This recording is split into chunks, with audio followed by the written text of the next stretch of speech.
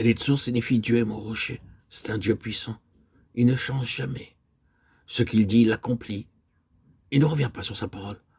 Croyez cela, s'il vous plaît. Invoque-moi et je te répondrai. Jérémie 33:3. La promesse de Dieu est très claire. Ne soyez pas des mendiants. N'invitez pas les gens pour faire monter les offrandes. Arrêtez de supplier, de vous donner généreusement, libéralement. Souvenez-vous que quels que soient vos besoins, Dieu les voit. Et nous devons faire appel à lui et à lui seul, non pas regarder vers nos amis terrestres. Il n'a pas besoin de nos moyens et de nos méthodes pour faire son travail. Il est clair qu'en invoquant Dieu, et Dieu seul, tout ce dont nous avons besoin nous sera accordé à la manière de Dieu et non par nos manières habiles pour recevoir et mendier l'argent de Dieu, l'argent pour le travail de Dieu.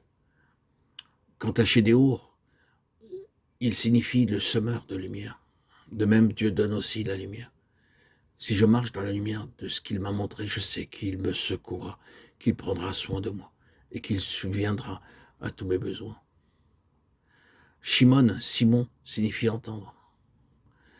Dieu peut aussi entendre. Je vois dans Ésaïe 65:24 qu'il peut comprendre avant que nous ayons fini de lui parler.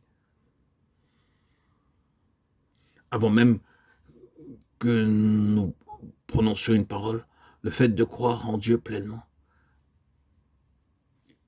suffit pour qu'il nous entende avant même que nous entreprenions une action.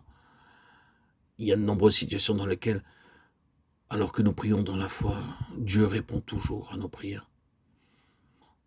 Ainsi, il nous faut donc prier et le remercier avant que la réponse arrive. Shelumiel signifie la paix de Dieu.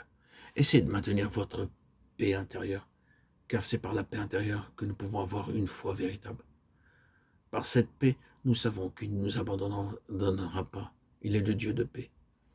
Décidez que vous ne serez dérangés par aucun motif secondaire. Ne permettez jamais au diable de troubler votre paix. Dieu veut toujours travailler en vous.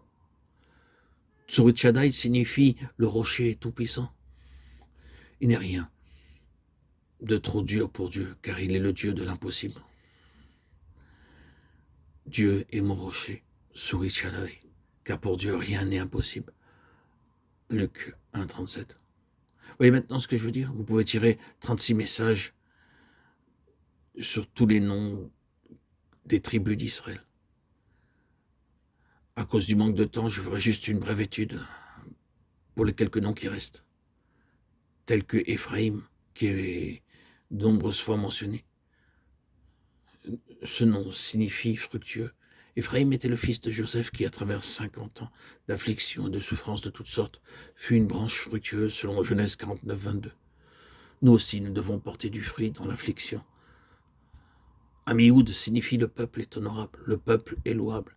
Dieu veut nous rendre honorables et faire de nous des personnes de haut rang, bien que, comme Joseph, nous puissions être douloureusement éprouvés pendant longtemps. Manaché signifie oubli. Il est très difficile d'oublier le passé. Joseph fut le parfait exemple de quelqu'un capable d'oublier aussi bien que de pardonner. Peut-être est-ce pour cela qu'il appela son fils Manaché. Nous pouvons dire « Je te pardonne, mais ne viens plus jamais me voir.